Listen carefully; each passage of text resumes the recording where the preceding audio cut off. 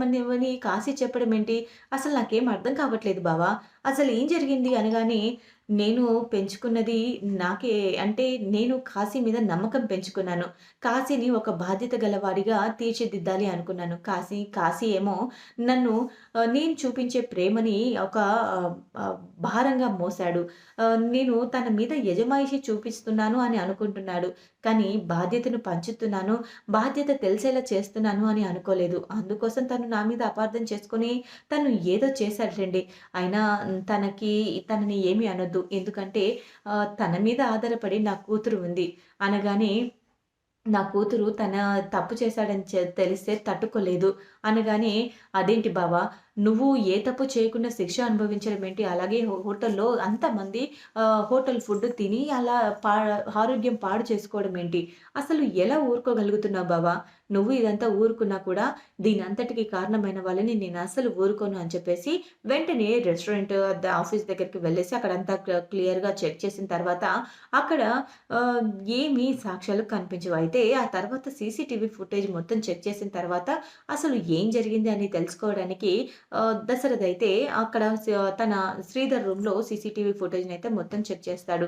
అయితే చెక్ చేసిన తర్వాత కాశీ హడావిడిగా శ్రీధర్ ల్యాప్‌టాప్‌లోంచి ఒక హార్డ్ డిస్క్‌ని అదే పెన్ డ్రైవ్ ఒక ఫైల్‌ని కాపీ చేయడం.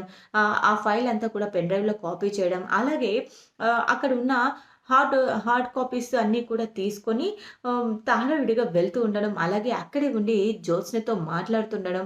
జ్యోత్స్నకి నువ్వు చేసిన స్కామ్ గురించి నా మామయ్య సంపాదించిన సాక్ష్యాలన్నీ కూడా నీకు గిఫ్ట్‌గా ఇస్తానని, వైర దగ్గర నేను జీఎంగా చేస్తున్నానని అదంతా సీసీటీవీ రికార్డ్‌లో మొత్తం కూడా రికార్డ్ అయిపోతుంది. ఇక దాంతో అదంతా విన్న తర్వాత కాశీని దగ్గరికి పిలుస్తాడు. మర్యాదగా ఏం జరిగిందో చెప్తావా? లేక నేను మొత్తం కూడా ఇదంతా చేసింది నువ్వే అని అందరి ముందు చెప్పమంటావా? చెప్పు. ఏం జరిగింది చెప్పు కాశీ అంటూ కాశీ చెంప పగలగొట్టి మొత్తం కూడా నిజాలన్నీ బయట పెట్టేస్తాడు. నువ్వసలు మనిషివేనా? నా కన్న తండ్రిలా చూసుకోవాల్సిన మామని ఇలా పోలీస్ స్టేషన్ పాలు చేస్తావా? అసలు మీ మామ ఏ తప్పు చేశాడని నువ్వు అలా చేశావు? మారిపోవడమే ఆయన చేసిన తప్పా? ఇదివరకట్లాగా ఉండుండిట్టే అప్పుడు నీకు తెలిసేది మీ నాన్నేంటి? మీ మామ ఏంటి అనేది. అసలు నువ్వు మారవా కాశీ? జ్యోత్స్న ఎలాంటిదో తెలుసు. అయినా కూడా నువ్వు జ్యోత్స్నతో చేతులు కలిపావు. జ్యోత్స్న చెప్పిందల్లా చేశావు. జ్యోత్స్న చేసిన స్కామ్‌లు బయటపడితే ఎక్కడ తన బండారం అంతా బయటపడుతుందో అని జ్యోత్స్న తెలివిగా నిన్ను అడ్డుపెట్టుకొని ఆ వైరతో కలిసి తన చేతికి మట్టంటకుండా ఇదంతా చేసింది. ఇక నువ్వు తనకి హెల్ప్ చేస్తానని చెప్పడం కూడా ఒకటి. అసలు ఏమనుకుంటున్నావు? నువ్వు చదువుకున్న తెలివితేటలు నీవు అన్నీ నడవడిక మీ నాన్న దగ్గర నుంచి వచ్చిన మంచి నడవడిక ఏమైపోయాయి? దాసులో ఉన్న మంచితనం నీకు రాలేదు కాశీ అంటూ కాశీని బాగా తిట్టేస్తాడు దశరథ. ఇక ఆ తర్వాత దశరథ కాళ్ళ మీద పడి ఇదంతా చేసింది నేనే. తప్పు చేశాను. నన్ను క్షమించండి మావయ్య అంటూ ఇక బాగా బాధపడతాడు. ఇక బాధపడ్డ తర్వాత ఏం చేయాలో అర్థం కాక అక్కడి నుంచి వెళ్ళిపోతాడు. ఆ తర్వాత ఆ శ్రీధర్ ఏ తప్పు చేయలేదన్న సాక్ష్యాలు కాశీయే అన్నీ కూడా దశరథ చేతికి అందిస్తాడు. ఇక ఆ తర్వాత ఆ సాక్ష్యాలను తీసుకువెళ్ళి కోర్టులో అన్ని సాక్ష్యాలు చెప్తున్న సమయంలో కాశీ ఇంకా దశరథ ఇద్దరు కలిసి వెళ్తారు కోర్ట్‌కి. వెళ్ళిన తర్వాత ఏ తప్పు చేయలేదని ఈ శ్రీధర్ బావ ఏ తప్పు చేయలేదని, ఇదంతా కూడా జ్యోత్స్న ఆడించిన నాటకమని అక్కడ హాస్పిటల్‌లో ఫుడ్ పాయిజన్ అవ్వడానికి కారణం కూడా జ్యోత్స్న అన్న విషయం తెలిసి, జ్యోత్స్న జ్యోత్స్న బండారం అంతా బయట పెట్టాలని ఆ సాక్ష్యాలను నేరుగా జడ్జికే అప్పగిస్తాడు దశరథ.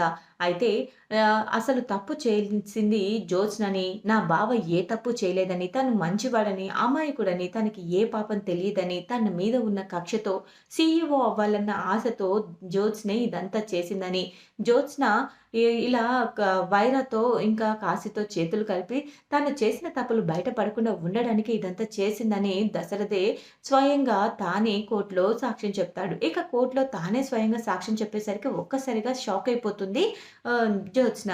ఏంటి డ్యాడీ ఏంటి ఇలా మాట్లాడుతున్నాడు? అయినా నేను చేసిన తప్పేదైనా ఉంటే నా దగ్గరికి వచ్చి చెప్పాలి కానీ కోర్ట్‌లో డైరెక్ట్‌గా ఇలా వచ్చి నాకే శిక్ష పడేలా చేస్తాడా? అంటే డ్యాడీకి నేను ఎవరో తెలిసిందా?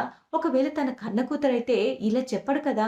అంటే నేను తన కన్న కూతురిని కాదని తను ఫీల్ అవుతున్నాడు. అందుకనే ఇదంతా చేస్తున్నాడు. ఇప్పుడు నేను ఎలా ఈ విషయం నుంచి తప్పించుకోవాలి అంటూ జ్యోత్స్న చాలా రకరకాలుగా ప్రయత్నాలు చేస్తూనే ఉంటుంది. కానీ ఏ ప్రయత్నం కూడా ఫలించదు.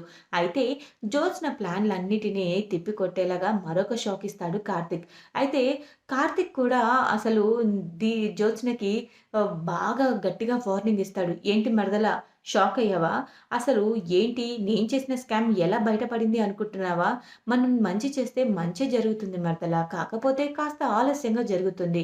నువ్వు దీప విషయంలో చాలా తప్పులు చేశావు. అది ఒక్కొక్కటిగా బయటపడుతున్నాయి. ఇక శాశ్వతంగా బయటపడడానికి ఎన్నో రోజులు లేదు. నువ్వు చూస్తూ ఉండు. నువ్వు జైలుకి వెళ్లి తిరిగొచ్చేలోపు అంతా సెట్ అయిపోతుంది. దీప ఉండాల్సిన ప్లేస్‌లోనే ఉంటుంది" అంటూ ఇండైరెక్ట్‌గా చెప్పేసరికి ఇంకా టెన్షన్ చుట్టుకుంటుంది జ్యోత్స్నకి. ఇక చూడాలి మరి తర్వాత ఎపిసోడ్‌లో ఏం జరగనుందో. మరి నిజంగా కార్తీక్ జ్యోత్స్నకి అలాంటి వార్నింగ్ ఇచ్చాడా?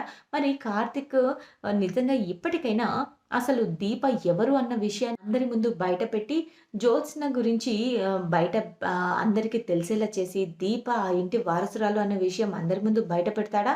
అలాగే సుమిత్ర ఆరోగ్యాన్ని ఏ విధంగా కాపాడుకోబోతున్నాడు? సుమిత్రకి తన కన్న కూతుర్ని దగ్గర చేయబోతున్నాడా అనేది తెలియాలంటే తర్వాత ఎపిసోడ్ వరకు వేచి చూడాల్సిందే. ఈ వీడియో గనుక మీకు నచ్చినట్టయితే లైక్ చేసి షేర్ చేయండి. మా ఛానల్‌లోని మరెన్నో లేటెస్ట్ అప్డేట్స్ కోసం వెంటనే మా ఛానెల్‌ని సబ్స్క్రైబ్ చేసుకొని పక్కనే ఉన్న గంట సింబల్‌లో ఆల్ పైన క్లిక్ చేయండి. అప్పుడే నేను పోస్ట్ చేసే లేటెస్ట్ అప్డేట్స్ వీడియోస్ మీరు మిస్ కాకుండా నోటిఫికేషన్ ద్వారా చూడగలరు. Thanks for watching my video.